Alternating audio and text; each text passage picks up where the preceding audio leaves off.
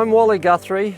I'm a local fencing contractor. I live over in Mount George. Pretty important to fence your dam off and how that can be a fairly easy and cheap option if you do it the right way. So the end assemblies, there's two main types of assemblies.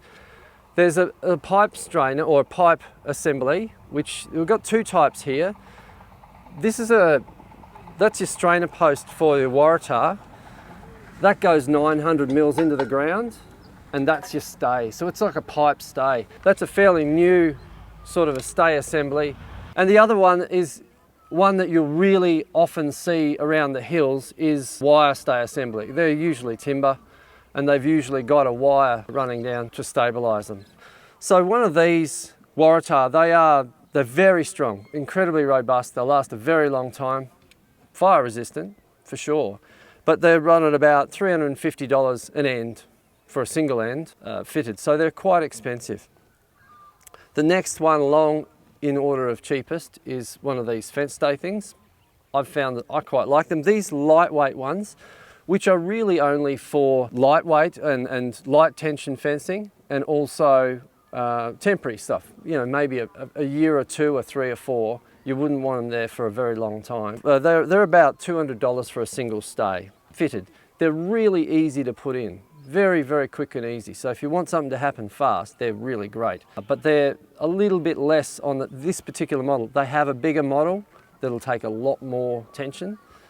These are 40 mil, they have a 50 mil model, and they're designed just exactly the same. They're quite good. And then we go with the wire stays, the creosote. You're looking at about $180 fitted. A lot less material cost, but a lot more labour cost. There's a little bit of work in setting up those stays. And down to treated pine, just a different treatment for your timber. Roughly, these are all rough numbers, $140 for a fitted end assembly. The pros of that is it's the cheapest. The cons of that one is they'll really burn very well. So if you have a fire through, your fence is gone. Your fence will be on the ground. If you fit creosote will smoulder and it'll burn. If it's a very hot fire, it'll burn just fine. But there's a good chance you'll have a fairly well-standing fence at the end of a fire that might hold stock in. So that's why a lot of people will go with creosote. It really looks lovely too, and it seems to be becoming the style of the hills. Your intermediate posts, the posts along the line of the fence, there's either timber or steel. Timber's in creosote or treated pine.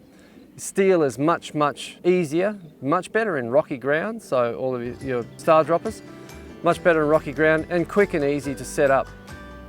And obviously your timber is a little bit more labour in it, but they're a little bit cheaper.